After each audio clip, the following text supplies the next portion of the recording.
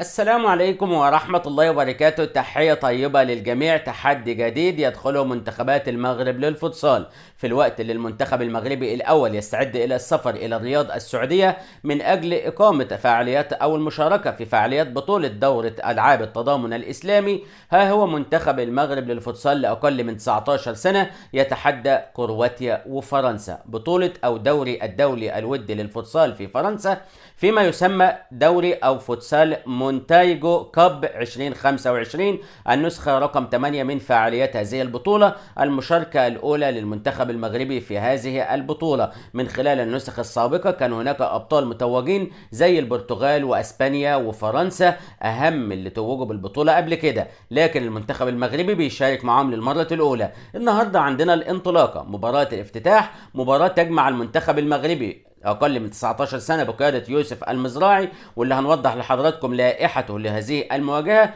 هيواجه منتخب كرواتيا. منتخب المغرب السادس عالميا اللي في طريقه نحو الخامس بإذن الله في التصنيف القادم يواجه كرواتيا اللي تصنيفها 15 عالميا، مدرسة مهمة جدا من مدارس الفوتسال واستعدادات المنتخبات المغربية بشكل عام من أجل أن ترفع النسق وأن تعطي مواهب قادمة تستمد قوتها أو يستمد المنتخب الأول قوته من هؤلاء، عشان تكون نفس الوتيرة بقوة المنتخب المغربي مكملة على مدار السنوات القادمة.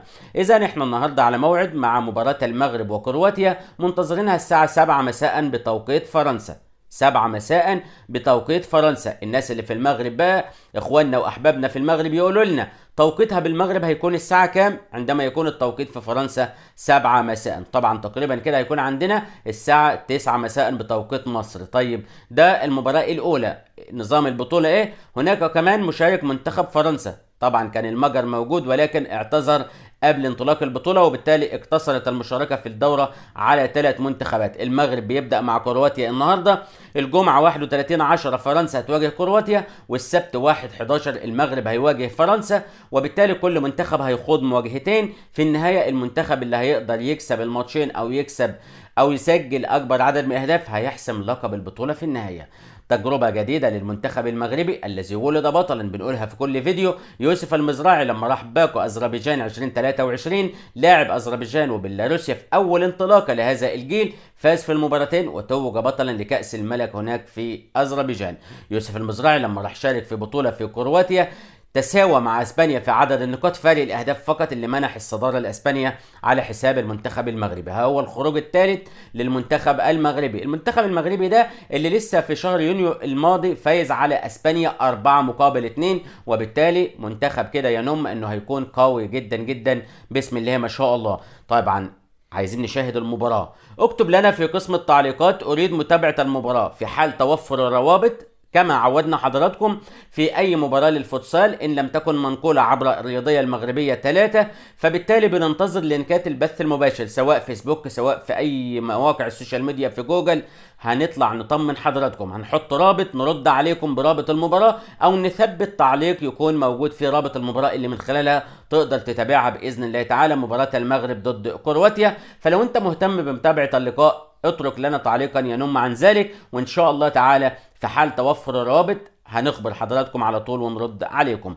بالنسبه للمنتخب المغربي، قائمه يوسف المزراعي للماتش ده طبعا عند بس في القائمه 14 لاعب، 4 لاعبين من البطوله الوطنيه في المغرب و2 جايين من بلجيكا، والباقي القائمه او بعد كده عندنا 8 من الدوري الاسباني. بالنسبه لحراسه المرمى اشرف النجار ومهدي بوسمعه وانس اغادير، الثلاثه جايين لحراسه المرمى. مهدي بوسمحه وانس اغادير محترفين او بيلعبوا في البطوله الوطنيه، اشرف النجار بيلعب في الدوري الاسباني. عماد كاساس ايضا من البطوله الوطنيه، عبد الرحمن غزاوي من البطوله الوطنيه، سليمان داريوش ويونس مصطفى دول جايين من بلجيكا او الدوري البلجيكي. باقي القائمه بقى كلها محترفه في الدوري الاسباني، انور عبد النبيت وريان اليعقوبي، ياسر الخلاوي، امين عايدي حميده، والياس بولبارس، وانس توهيش وبلال شعيبي، ودول كده القائمة او باقي اللاعيبة، يعني لسه الاسماء جديدة علينا شوية، ان شاء الله نحفظها ونتعود عليها ونتابعها، وان شاء الله يكسبوا كرواتيا النهارده ويكسبوا فرنسا الماتش اللي جاي كمان، ويكون استعداد قوي لمنتخب اقل من 19 سنة. لو كملت الفيديو معايا للنهاية فانا بشكرك شكرا جزيلا، لا تحرمنا من دعمك، ما تنساش وانت بتتفرج على الفيديو ده تحط لايك للفيديو، تعمل شير بارتاج، فعل زر التنبيهات. دمتم في امان الله وحفظ.